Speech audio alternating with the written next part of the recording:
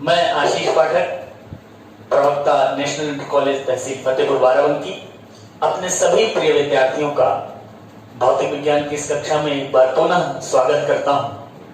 विद्यार्थियों, विद्युत धारा का ये अध्याय हम लोग इसके पूर्व 3 कक्षाओं से पढ़ रहे हैं, जान रहे हैं, और आज इसके चतुर्थ भाग को लेकर मैं आप सभी के समक्ष प्रस्तुत हूं। तो विद्यार्थियों, सबसे पहले एक बार पूर्वालोकन करते हैं कि जिन बातों को अभी तक हम सब ने इस विद्युत धारा के अध्याय में जान लिया है, उनसे एक बार जल्दी से जुड़ते हैं और फिर आज आगे की कक्षा में प्रारंभ करूंगा। तो हम लोगों ने अभी तक ओम का नियम, विद्युत धारा की परिभाषा, साथ ही साथ प्रतिरोधकता, और जो इसके पूर्व कक्षा थी उसमें हमने कुछ पदार्थों की प्रतिरोधकता पर ताप का प्रभाव और प्रतिरोधक वर्ण कोड, इनको प्रमुख रूप से जाना। हमने अपवाह वेग भी जान लिया है, गतिशीलता को भी जान लिया है, चालकता को भी जान लिया है। तो आज हम लोग कुछ नए शीर्षकों के साथ इस कक्षा में जुड़ेंगे और कुछ नए शीर्षकों पर मैं आपसे चर्चा करूंगा। तो आइए जल्दी से हम लोग देख लेते हैं कि हम लोग किस शीर्षक से आज जुड़ने वाले हैं और किन से हमको अपनी बात शुरू करनी है। तो आज के जो शीर्षक हैं उनमें आप देखेंगे सबसे पहले विद्युत ऊर्जा, शक्ति। प्रतिरोधकों का संयोजन बहुत महत्वपूर्ण टॉपिक है, ये बहुत ही महत्वपूर्ण है, और प्रतिरोधकों के संयोजन में श्रेणी संयोजन जो है उसके बारे में आज हम जानेंगे और उसी के साथ आंकिक प्रश्न को हल करेंगे और फिर अंत में आपके लिए अभ्यास के लिए एक कार्य आपको मैं दूंगा, एक प्रश्न दूंगा जिसे आप घर पर अभ्यास करेंगे। तो आज इसी क्रम में हम लोग इस कक्षा को आगे बढ़ाएंगे। आपकी तैयारी और मेरी तैयारी पूरे मन से है। तो चलिए शुरू करते हैं आज की इस कक्षा को अपने प्रथम शीर्षक के साथ, जो कि है विद्युत ऊर्जा और शक्ति। तो इस शीर्षक के प्रारंभ में विद्यार्थियों, आइए एक चालक AB पर विचार करते हैं। और ये चालक AB ऐसा है कि इसमें A से B की ओर I, कैपिटल I से, जिसको हम प्रदर्शित कर रहे हैं, विद्युत धारा प्रवाहित हो रही है। और A पर विद्युत विभव VA है, B पर विद्युत विभव VB है। अगर A पर विद्युत विभव VA, B पर विद्युत विभव VB हो और एक बात, चूंकि विद्युत धारा A से B की ओर प्रवाहित हो रही है, तो निश्चित रूप से VA is greater than VB होगा। A सिरे पर विभव उच्च होगा, B पर कम होगा कंपैरेटिवली। यहां VA is greater than VB, इसीलिए मैंने लिखा। तो AB जो चालक है, इसके सिरों का विभवांतर V क्या होगा? वो होगा VA माइनस VB, और निश्चित रूप से ये V भी धनात्मक होगा, ग्रेटर देन 0 होगा, क्योंकि VA is greater than VB मैंने आपको बताया है। अब इस विभवांतर को हमने जान लिया। अब आइए बात करते हैं काल अंतराल या समय अंतराल डेल्टा टी की। एक समय अंतराल डेल्टा टी में A से B की ओर चले गए आवेश की मात्रा डेल्टा Q क्या होगी? डेल्टा Q आवेश की वह मात्रा है जो डेल्टा T समय अंतराल में A से B की ओर चली जाती है। तो निश्चित रूप से परिभाषा अनुसार ये होगी I delta T। Delta Q बराबर I डेल्टा T होगी, हमको ये भी पता चल गया। अब पुनः हम बात करते हैं कि A, जो हमारा बिंदु A है, उस पर आवेश Q, जो आवेश Q की स्थितिज ऊर्जा A पर क्या होगी? QVA। और जो B बिंदु है, जो B पर स्थितिज ऊर्जा है, वो होगी QVB। तो स्थितिज ऊर्जा में परिवर्तन क्या होगा?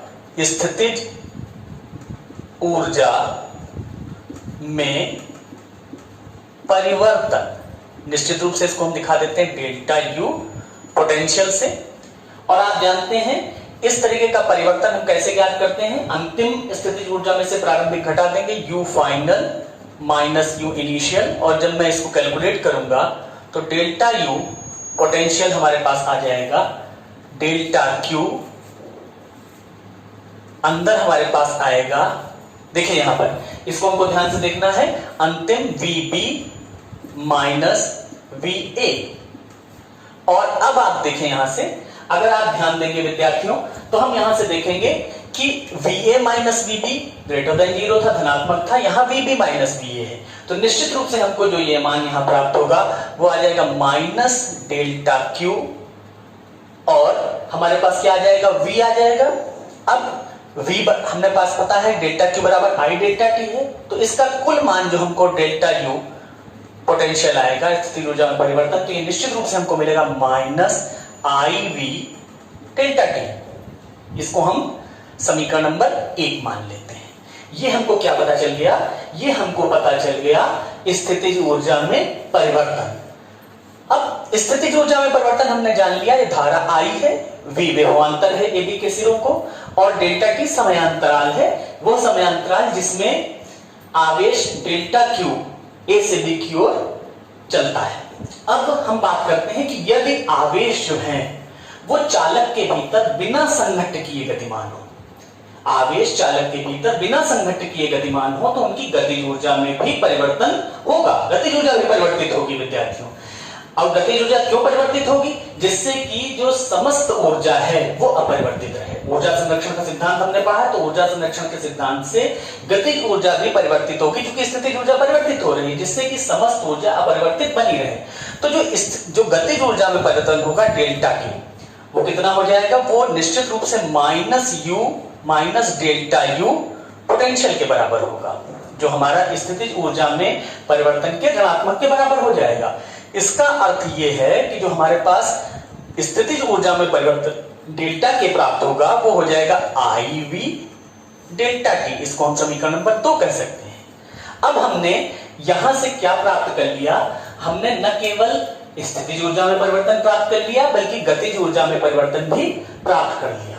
अब देखिए विद्यार्थियों, जो चालक है, चालक के अंदर विद्युत क्षेत्र के प्रभाव से मुक्त, अगर हमारे पास चालक के भीतर विद्युत क्षेत्र के प्रभाव से अगर मुक्त रूप से आवेश गतिमान रहे, विद्युत क्षेत्र के प्रभाव से मुक्त होकर आवेश गतिमान रहे, तो क्या होता है, उनकी गतिज ऊर्जा बढ़ जाती, क्योंकि विद्युत क्षेत्र का प्रभाव से मुक्त रूप से गतिमान है। लेकिन हमको ये पता है, हमने इसके पहले जब पढ़ा था तो हमको पता है कि सामान्य रूप में चालक के भीतर आवेश त्वरित गति से गमन नहीं करते हैं। क्यों नहीं करते हैं, आपको हमने बताया था कि त्वरित गति से गमन नहीं करते हैं, बल्कि उसके स्थान पर एक अपरिवर्ती ड्रिफ्ट वेलोसिटी, अपवाह वेग जिसको मैंने कहा था, हाँ बिल्कुल सही, तो उस अपवाह वेग से चलते हैं। वहां पर त्वरित गति उनकी होती नहीं है, एक अपरिवर्ती अपवाह वेग से चलते हैं। और ये जो होती है, ये पारगमन की अवधि में क्यों होता है, ये पारगमन की अवधि में आयन और परमाणुओं के संघट्ट यानी कि कोलिजन के कारण होता है। जब कोलिजन होता है, जब संघट्ट होता है, तो उस समय क्या होता है, संघट्ट के समय या कोलिजन के समय आवेशों के द्वारा जो ऊर्जा प्राप्त होती है वो परमाणुओं के साथ आपस में बांट ली जाती है, साझा कर ली जाती है। अब वो ऊर्जा परमाणुओं के साथ साझा कर ली गई और परमाणु ज्यादा प्रबल रूप से कंपन करते हैं, ज्यादा प्रबल रूप से वो कंपन कर रहे होते हैं, इसलिए वो क्या होते हैं, वो गर्म हो जाते हैं। तो वास्तव में अगर हम देखें, यहां पर इस पूरी प्रक्रिया से निष्कर्ष निकला कि अगर वास्तविक चालक में समय अंतराल डेल्टा T में ऊष्मा के रूप में, चूंकि हमने बताया परमाणु कंपन करने के कारण गर्म हो रहे हैं, तो वास्तविक चालक में डेल्टा T समय में ऊष्मा के रूप में जो क्षयित ऊर्जा है, जो ऊष्मा के रूप में क्षय हुई ऊर्जा है, उस क्षयित ऊर्जा का परिमाण या मैग्नीट्यूड डेल्टा W बराबर कितना होगा विद्यार्थियों, वो होगा IV डेल्टा T। ये हमारे पास वास्तविक रूप से चालक में डेल्टा T समय अंतराल में ऊष्मा के रूप में क्षयित ऊर्जा का परिमाण या मैग्नीट्यूड है। अब आप देखें, जो एकांक समय है, इकाई समय है, इकाई समय में क्षयित ऊर्जा क्या होती है, एकांक समय में क्षयित ऊर्जा ही कहलाती है क्षयित शक्ति। तो जो क्षयित शक्ति है, क्षयित शक्ति जिसको हम P से अगर कहते हैं, वो होगा एकांक समय में क्षयित ऊर्जा, अर्थात delta W upon delta T। तो जो क्षयित शक्ति P हमारे को जिससे हम डिनोट कर रहे हैं, वो हमको क्या प्राप्त हो गई, आप देखेंगे अगर यहां पे मान रखेंगे IV हमको प्राप्त हो गई क्षयित शक्ति। इसको हम इक्वेशन नंबर 3 से दिखा सकते हैं। तो हमको ये क्षयित शक्ति प्राप्त हो गई। अच्छा, अब आप विद्यार्थियों फिर से ध्यान दीजिए, ओम के नियम पर ध्यान दीजिए। ओम का नियम आपको याद होगा, निश्चित रूप से बताएं। ओम के नियम में विभवांतर, धारा और प्रतिरोध में क्या संबंध था? बिल्कुल ठीक आप कह रहे हैं, V equal to I R. अगर इस समीकरण को, इस ओम के नियम के संबंध का उपयोग हम यहां पे करें तो आप देखिए हमको क्या मिल जाएगा। अगर हम यहां पर V की जगह आई आर की वैल्यू पुट करें तो P इक्वल टू आ जाएगा आई स्क्वायर आर। ये हमको एक संबंध प्राप्त हो जाता है, इसको हम संबंध 4 लिख दें। और इसी के साथ अगर यहां पर हम मान रखते हैं, यहां पर इस संबंध में हम I का मान रखते हैं V अपॉन आर, तो P बराबर एक और संबंध हमको मिलता है V स्क्वायर बाई आर। एक और हमको संबंध मिल जाता है, इसको हम संबंध 5 लिखते हैं।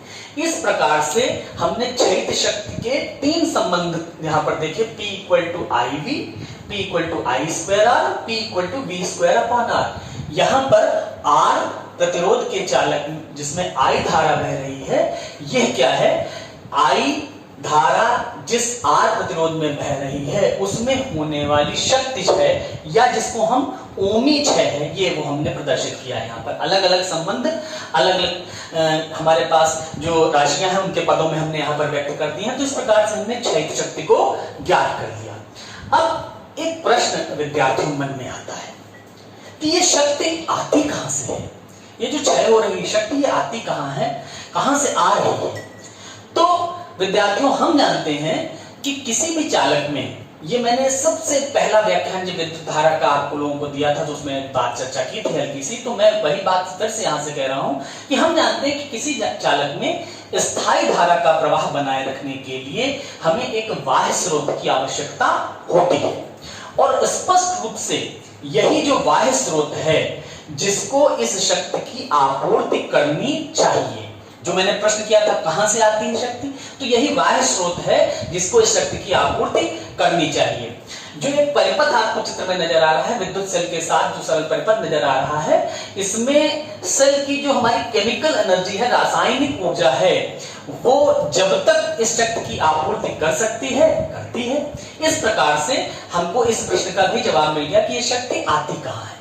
अब देखें यहां पर ये जो हमारे पास संबंध हमने देखे हैं, इनमें शक्ति के लिए जो भी व्यंजक हमको प्राप्त हुए हैं, इन सब में हमको एक चीज पता चलता है कि किसी भी प्रतिरोधक R में जो क्षयित शक्ति है वो चालक में प्रवाहित धारा और उसके सिरों पर आरोपित वोल्टता पर किस प्रकार से निर्भर करती है, ये हमने यहां पर देखा है। चालक में प्रवाहित धारा और उसके सिरों की वोल्टता पर जिस प्रकार से क्षयित शक्ति निर्भर करती है, वो हमारे संबंध 3, 4 और 5 से स्पष्ट होता है।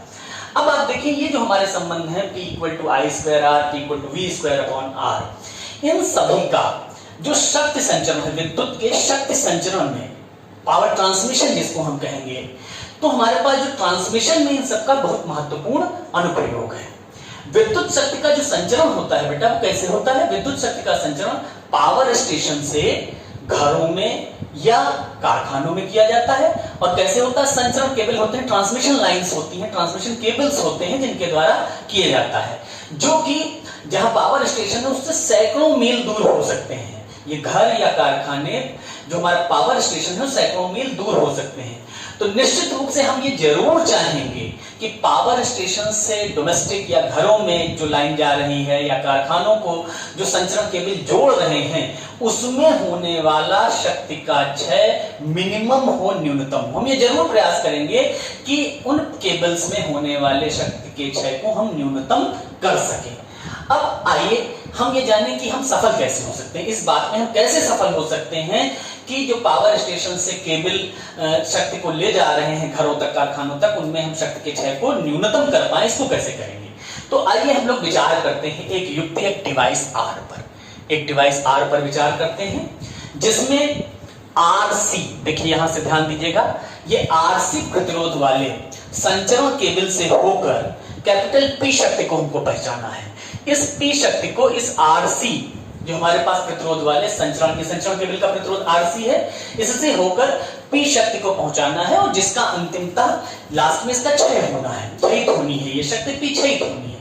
यदि ये जो हमारा आर है, आर के सिरों की वोल्टता क्या हो? वी हो। आर के सिरों की वोल्टता वी हो और इससे प्रवाहित होने वाली धारा आई हो, तो क्या होगा?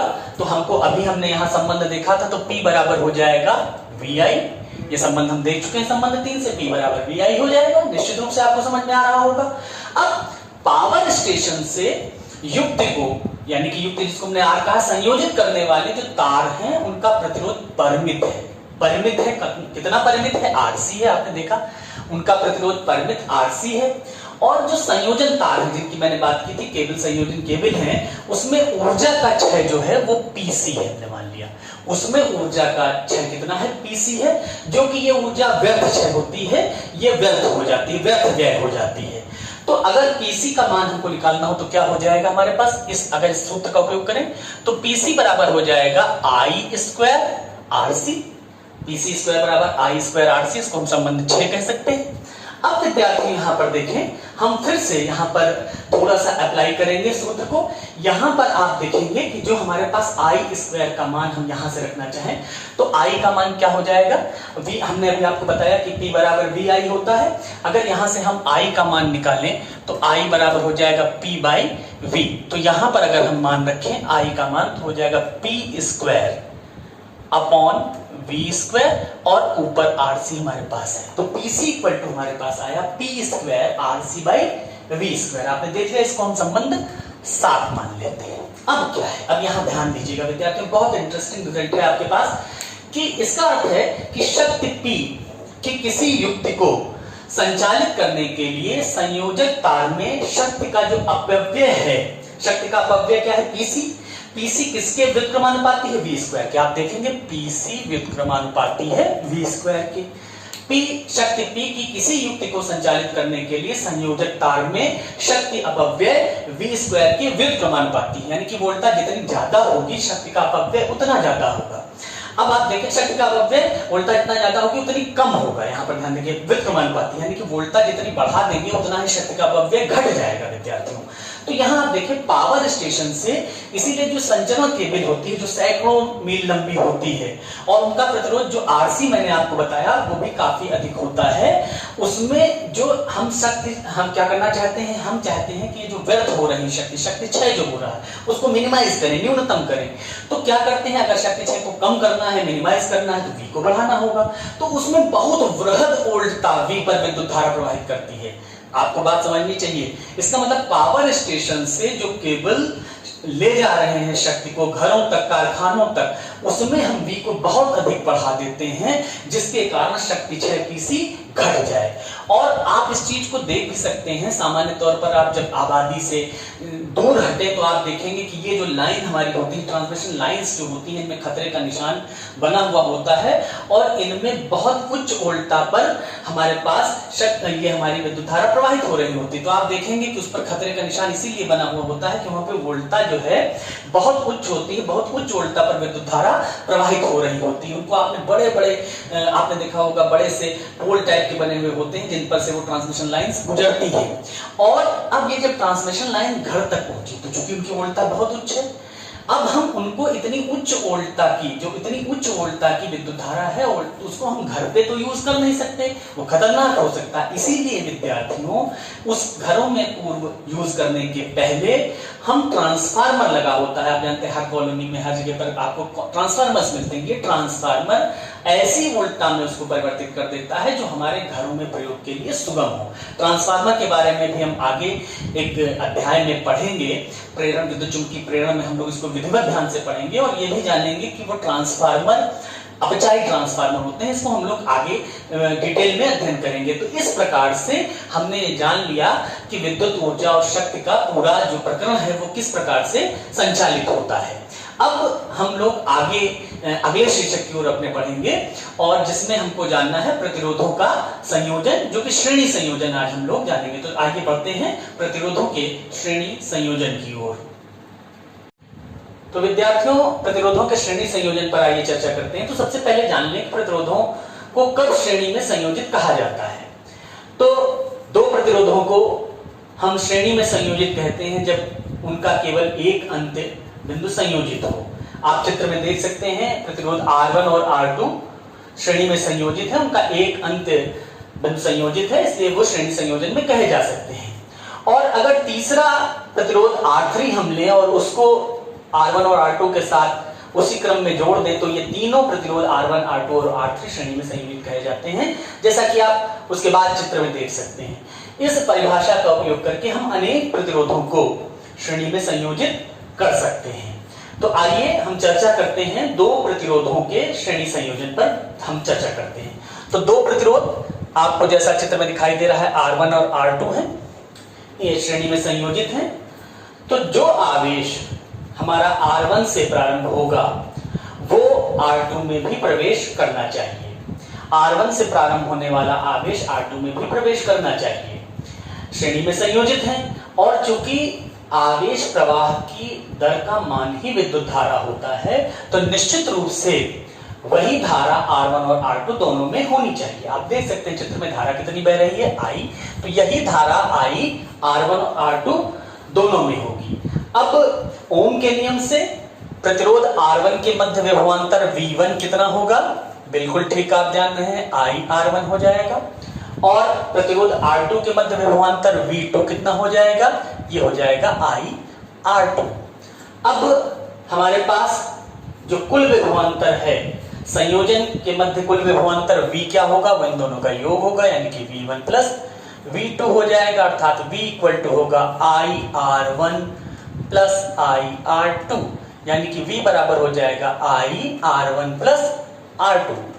अब अगर इस संयोजन का तुल्य प्रतिरोध, इस संयोजन का जो R1 और R2 प्रतिरोध है, इस संयोजन का श्रेणी संयोजन का तुल्य प्रतिरोध हमारे पास विद्यार्थियों R EQ हो, तो निश्चित रूप से ओम के नियम की परिभाषा से R EQ जो होगा हमारे पास वो क्या होगा? V अपॉन I के समतुल्य होगा, V अपॉन I के समतुल्य हो जाएगा। तो यहां से देखें R EQ क्यों हो जाएगा? अगर हम V अपॉन I निकालें तो निश्चित रूप से हमको प्राप्त हो गया R1 प्लस R2। ये हमारे पास R EQ अर्थात R1 और R2 अगर श्रेणी में संयोजित हैं तो उनका तुल्य प्रतिरोध प्राप्त हो गया। अब अगर हमारे पास तीन प्रतिरोध होते जैसा आप देख रहे हैं R1, R2 और R3, तो निश्चित रूप से जो उनका जो संयोजन का कुल विभवांतर V होता वो होता I R1 plus R2 plus R3 होता इसी तरीके से, और तब हमको जो तुल्य प्रतिरोध प्राप्त होता वो होता R1 plus R2 plus R3। इसको हम और बढ़ा सकते हैं, यदि हमारे पास n प्रतिरोध लिए जाएं जिनके मान क्रमशः R1, R2, R3 dash dash dash Rn हो, तो उनका जो तुल्य प्रतिरोध R होगा वो होगा R1 plus R2 plus R3 plus dash dash dash plus Rn। ये हमारे पास तुल्य प्रतिरोध n प्रतिरोधों का निकल आएगा। तो स्पष्ट रूप से हमने जान लिया कि श्रेणी में संयोजित प्रतिरोधकों का तुल्य प्रतिरोध किस प्रकार से ज्ञात किया जाता है, और इसमें खास बात जो आपको पता चली कि इसमें जो आवेश होगा वो समान रूप से प्रवाहित होगा। तो अब हम ये जब जान चुके हैं कि श्रेणी में किस प्रकार से हम प्रतिरोधकों को संयोजित करते हैं, उनका तुल्य प्रतिरोधक का मान कैसे प्राप्त होता है, तो एक आंकिक प्रश्न की ओर हम लोग बढ़ेंगे। और आइए चलते हैं एक आंकिक प्रश्न की ओर। आंकिक प्रश्न जो आपके समक्ष है उसमें आप विद्यार्थियों देख सकते हैं कि 3 ओम, 2 ओम और 1 ओम, ये 3 प्रतिरोधक हैं जो श्रेणी में संयोजित हैं। हमको सबसे पहली चीज जो पूछी गई है वो संयोजन का कुल प्रतिरोध क्या है, तुल्य प्रतिरोध क्या है, और दूसरी चीज पूछी गई है कि अगर प्रतिरोधकों का संयोजन 12 वोल्ट की बैटरी जिसका आंतरिक प्रतिरोध नगण्य है से संबद्ध हो तो प्रत्येक प्रतिरोधक के सिरों पर वोल्टापात ज्ञात करना है। तो सबसे पहले जो हमारे पास R1 है हमने मान लिया 3 ओम है, R2 हमारे पास 2 ओम है मान लिया, और R3 हमने मान लिया 1 ओम है। ये हमने मान लिया ये 3 प्रतिरोधक हैं। तो इनका जो तुल्य प्रतिरोध होगा अभी हमने जाना है क्या निकलेगा, तुल्य प्रतिरोध R EQ हमको पता है R1 plus R2 plus R3 के बराबर होगा, अर्थात R EQ हो जाएगा 3 प्लस 2 प्लस 1 ओम, यानी कि R EQ हमको प्राप्त होगा 6 ओम। अब हमारे पास ये संयोजन के साथ जो बैटरी लगी हुई है उसकी वोल्टा है 12 वोल्ट, उसका आंतरिक प्रतिरोध नगण्य है, इसलिए जो प्रवाहित धारा होगी ओम के नियम का हम उपयोग करें, प्रवाहित धारा I बराबर होगा V अपॉन R EQ, और ये हमारे पास V है 12 वोल्ट, तो ये हो जाएगी 12/6 यानी कि I बराबर 2 एम्पियर। 2 एम्पियर की धारा होगी इस संयोजन में। और आपको पता है, मैंने जब संयोजन के बारे में शुरुआत में बताया तो आपको बताया कि यही धारा तीनों प्रतिरोधकों R1, R2 और R3 से क्रमशः प्रवाहित होगी। तो R1 बराबर जो हमने लिया है, कितना है R1 बराबर 3 ओम। इसके सिरों का वोल्टापात कितना होगा कि सिरों का वोल्टता पात V1 बराबर IR1। I मैंने आपको बताया 2 एम्पियर है, 3 है, तो ये हो जाएगा 6 वोल्ट। इसी प्रकार से R2 बराबर 2 ओम के सिरों का वोल्टता पात V2 IR2 के बराबर होगा। I पुनः 2 एम्पियर है, इसका मान 2 है यानी कि 4 वोल्ट हो जाएगा। और R3 बराबर 1 ओम है, जो इसके सिरों पर वोल्टता पात जो होगा वो V3 होगा। ये हो जाएगा IR3 और ये V3 का मान हो जाएगा 2 × 1 = 2 वोल्ट। इस प्रकार से हमने इस प्रश्न को हल कर दिया कि हमारे पास जो संयोजन की हमारे पास तुल्य जो प्रतिरोध होगा वो कितना होगा और प्रत्येक प्रतिरोधक के सिरों का वोल्टापात कितना होगा। अब आइए चलते हैं आपके लिए जो अभ्यास का प्रश्न है विद्यार्थियों, उसको देखते हैं। तो आपके लिए अभ्यास का प्रश्न हमारे समक्ष है कि 600 वाट का तापक 120 वोल्ट की लाइन से कार्य करने के लिए बनाया गया है। तापक में बहने वाली धारा तथा तापक का प्रतिरोध ज्ञात कीजिए। इस प्रश्न का आप लोग अभ्यास करेंगे। मुझे आशा है कि आप लोग बहुत अच्छे से इस प्रश्न को कर पाएंगे। आपने जो कुछ भी आज सीखा है इसको आप दीक्षा ऐप डाउनलोड करके प्ले स्टोर से या iOS स्टोर से वहां से भी जाकर के आप इसके बारे में जानकारी प्राप्त कर सकते हैं और अभ्यास कर सकते हैं। हम माध्यमिक शिक्षा विभाग का जो YouTube चैनल है उस पर भी इन सभी व्याख्यानों को दोबारा से देख सकते हैं, तो उस YouTube चैनल को सब्सक्राइब करिए। तो आज के लिए बस इतना ही, और जो अगला हम व्याख्यान लेंगे उसमें प्रतिरोधकों का पार्श्व संयोजन बहुत महत्वपूर्ण है, पैरेलल कॉम्बिनेशन ऑफ रेजिस्टेंस, उनको हम देखेंगे और उसके लिए जुड़ते हैं अगले व्याख्यान तक। तब तक के लिए बहुत बहुत धन्यवाद। आप सब सुरक्षित रहिए, स्वस्थ रहिए। धन्यवाद।